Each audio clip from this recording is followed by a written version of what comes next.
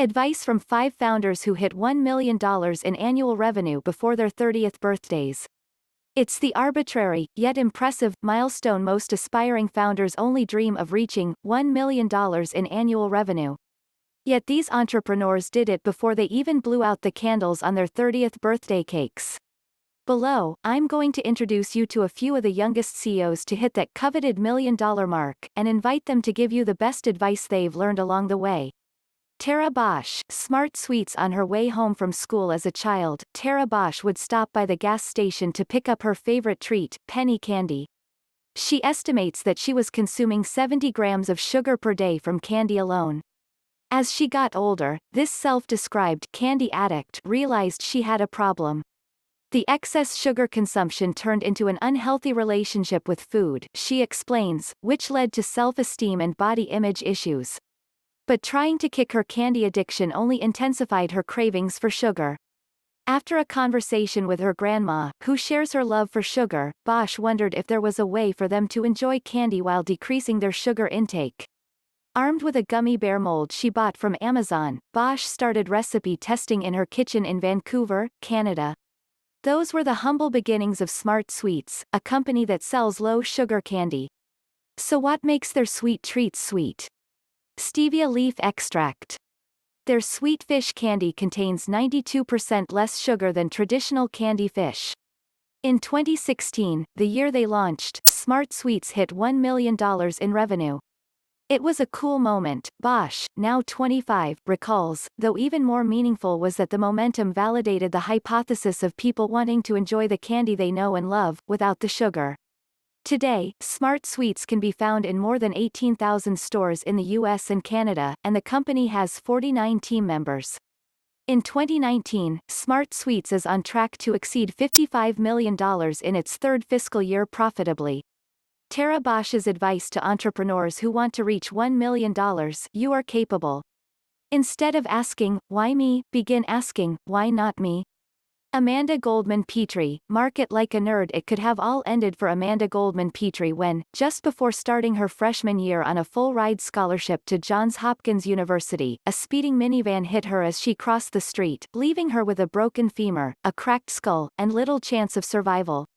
But she survived, and it wouldn't be the first time she beat the odds.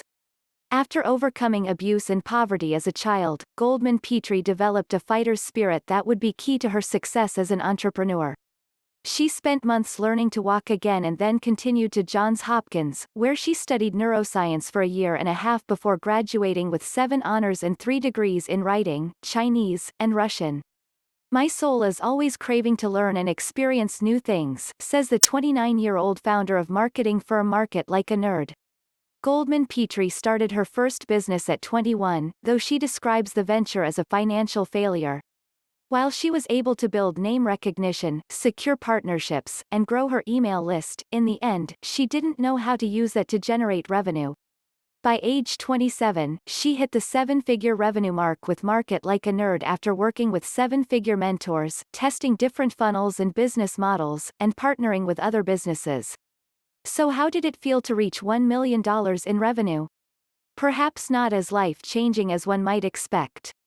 Growing up poor, when I imagined a millionaire, I imagined mansions, yachts, butlers, private chefs, personal drivers, and more, Goldman Petrie says. As a seasoned business owner, I now know that $1 million in revenue is drastically different than $1 million in profit or $1 million in net worth.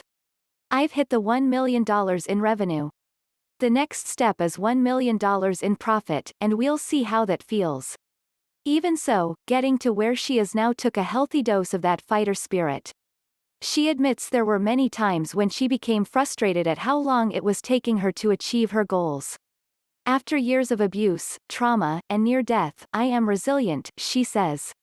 I took it one day at a time. I stopped visualizing the future I craved and began focusing on the actions I needed to take in the present to get there. And as if running a 7-figure business isn't enough, Goldman Petrie is also an actress who's landed roles in a Netflix film, an off-Broadway show, and a reality TV show. Soon, she'll be moving to Los Angeles to pursue her acting career further. Amanda Goldman Petrie's advice to entrepreneurs who want to reach $1 million. Embrace team. You will need partners, employees, contractors, mentors, and more to support you. You cannot do it alone. Upgrade your network. Surround yourself only with business owners who have already hit $1 million per year or more. Talking to them will help you see how possible it really is, and, because they've already done it, they'll believe that you can too. That belief is contagious. Remove distractions and toxicity. It takes massive amounts of focus and belief to get these types of results in your business. You can't afford drama. Embrace trial and error. What it takes to get to 6 figures won't get you to 7 figures. Be prepared to throw your business model out the window over and over again until you find the one that works. Be prepared for personal growth. You will need to become a leader. You'll need to work on your risk tolerance. You'll need to work on your time management skills, your delegation skills, your money management skills, and so much more.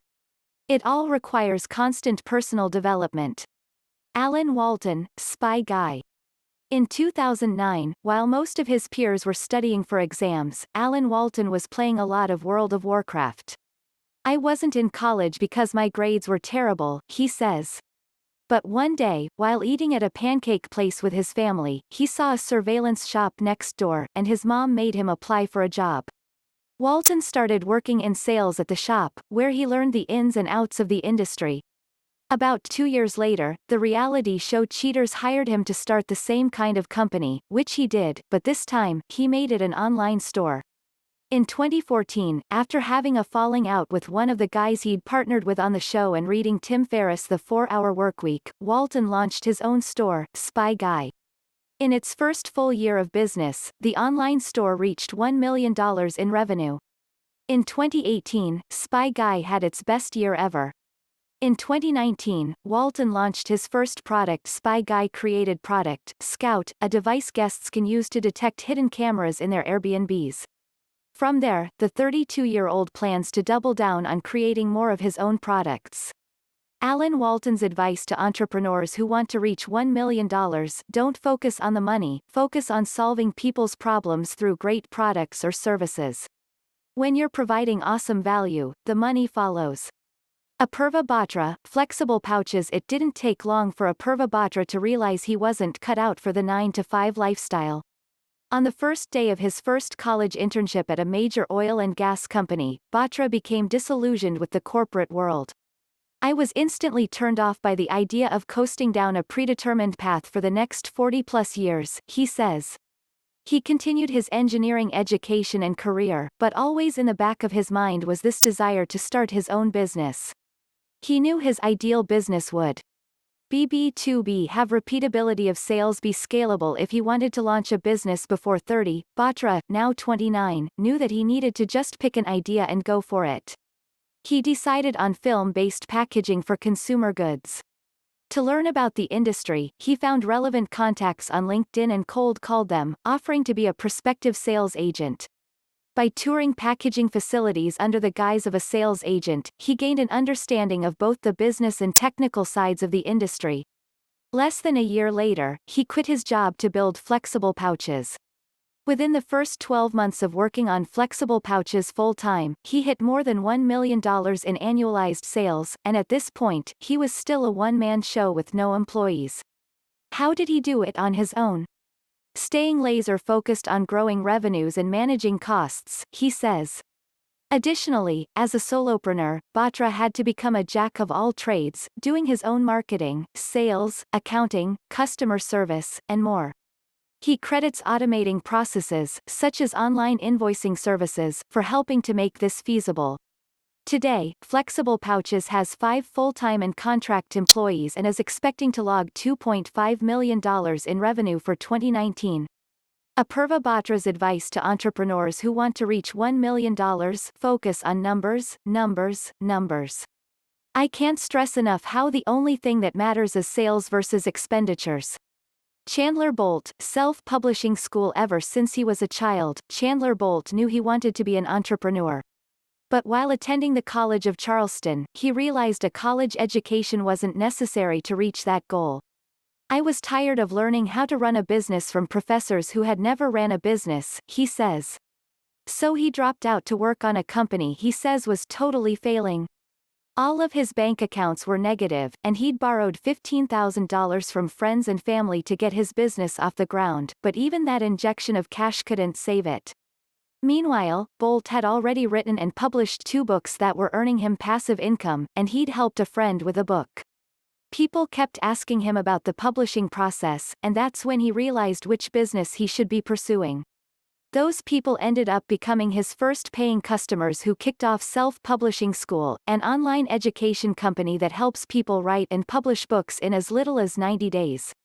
In 2015, he took his company from $0 to $1.1 million in revenue. Bolt says they expect to close out 2019 at over $6 million.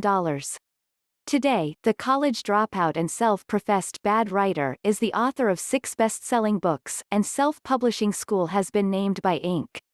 magazine as one of the 5,000 fastest-growing private companies in the U.S. for 2 years in a row. Bolt, now 26, isn't resting on his laurels though. He says Self-Publishing School is on a mission to help 120 million people by getting 100,000 books published. I believe that business is the best vehicle for positive change, he says. His favorite Self-Publishing School story thus far is that of Emma Sumner, who published a 120-page fairytale book at just 8 years old using the system that Bolt teaches. We've had so many other kids that are publishing books, and it's all because Emma kind of kicked off this movement, which is just unbelievable. Chandler Bolt's advice to entrepreneurs who want to reach $1 million. Fail fast, fail forward, fail often. This is one of our core values at Self-Publishing School, and something that I think is so important. Without failure, you have zero chance to succeed, and the best learning comes through failing. Sell something. Until you have sales, you don't have a business, you have a business idea. So you need to learn sales, you need to learn marketing, and you need to sell a product. While combing through the answers of these 5 founders, there were some common threads. They learned from those who had already achieved what they wanted to achieve.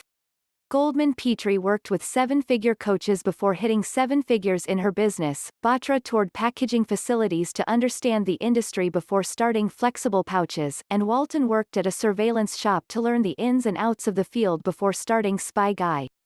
They didn't let failure stop them. Both Bolt's and Goldman Petrie's first businesses were failures by their own admission. But they still persevered and ended up founding 7-figure companies. Money wasn't their ultimate goal. This one is huge because this entire piece was framed around how much annual revenue these businesses were able to reach, $1 million plus. But most of the founders I interviewed pointed out a driving factor that wasn't monetary at all. For Bolt, he believes in helping people share their stories with the masses through self-publishing. For Bosch, she wants to help people kick their sugar habit while still feeling good about candy. It may seem counterintuitive, but if you want to make the big bucks, find a purpose that isn't rooted in money. Lastly, I want to add that even if you're far past 30 years old, do not feel discouraged.